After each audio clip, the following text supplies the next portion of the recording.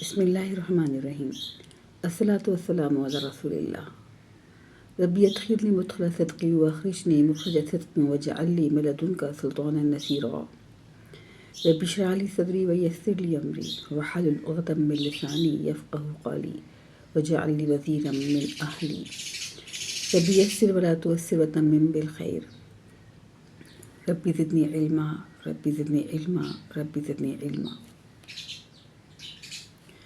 آج ہم اپنے چوتھے سبق کا آغاز کریں گے اور یہ سبق ہے ہمارا 4A یعنی قرآن کا حصہ۔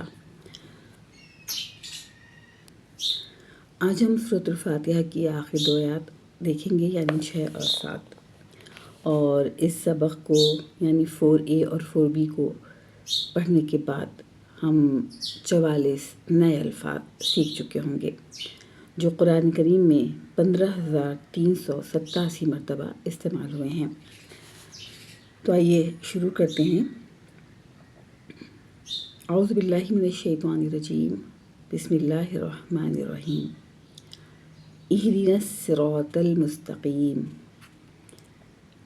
پہلے ان الفاظوں کو توڑ کر دیکھتے ہیں۔ اہدنا، اہدی اور نا یہ 2 الفاظ کا مجموعہ ہے۔ اہدی فعل ہے، اور چونکہ ابھی ہم نے فعل نہیں پڑھا ہے اس لیے ہم اس کو ابھی ڈسکس نہیں کریں گے۔ نا ضمیر متصل ہے اور یہ جمع متکلم کے لیے استعمال ہوتی ہے، اور ہم نے پہلے پڑھا تھا کہ جمع متکلم کا مطلب ہے کہ یہ اس میں خواتین اور حضرات یعنی مذکر اور مؤنث دونوں شامل ہیں۔ الصراط، صراط اسم ہے، اس کا اجوا کرتے ہیں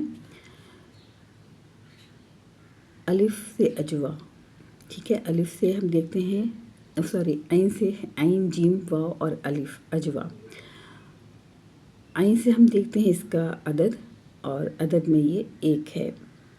جیم سے ہم دیکھتے ہیں اس کی جنس، اور یہ جنس میں مذکر ہے، اور مذکر اس لیے ہے کہ اس میں تانیث کی کوئی علامت پائی نہیں جا رہی، اور ہم نے پڑھا تھا کہ تانیث کی علامت تائے مدورہ ہے یا تائے مربوطہ ہے، یا اس کو آپ گولتا بھی کہہ سکتے ہیں۔ پھر ہم نے دیکھا اس کی وسعت، واو سے اس کی وسعت دیکھی تو ہمیں پتہ چلا کہ یہ معرفہ ہے، نکرہ نہیں ہے۔ اور پھر آخر میں اس کا ہم نے اعراب دیکھا تو یہ منصوب ہے، یعنی اس کے اوپر نصب ہے، اور جسے ہم اردو میں یا عام زبان میں زبر بھی کہتے ہیں۔ اس سے ساتھ ہی اگلا لفظ ہے المستقیم۔ المستقیم بھی اسم ہے، اس کا بھی اجوا کرتے ہیں۔ عدد میں 1 ہے، جنس میں مذکر ہے، وسعت میں معرفہ ہے، اور اعراب اس کا بھی نصب ہے۔ اہدنا کا مطلب ہے ہمیں ہدایت دے، یعنی اہدی کا مطلب ہوا ہدایت دے، جب اس کے ساتھ نہ جڑ گیا تو ہو گیا ہمیں، اور یہ بن گیا ہمیں ہدایت دے۔ الصراط، کیونکہ صراط ہم نے پڑھا تھا کہ خاص نہیں ہوتا، یہ نکرہ ہوتا ہے خالی صراط، لیکن جب اس کے ساتھ الف لام لگ جاتا ہے تو یہ مخصوص ہو جاتا ہے، یعنی کوئی خاص راستہ۔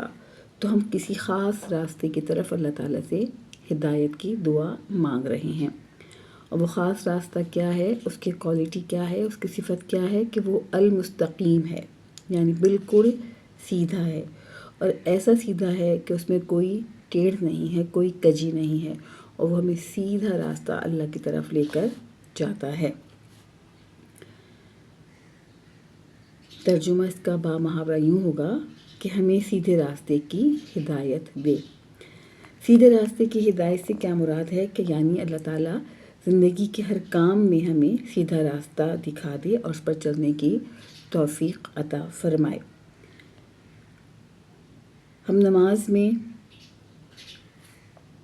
اور سورہ فاتحہ کو بہت دفعہ پڑھتے ہیں مگر ہمیں اس کے معنی صحیح سے معلوم نہیں ہوتے. ہم اپنے اگلے حصے میں اس کو تفصیل کے ساتھ بھی دیکھیں گے.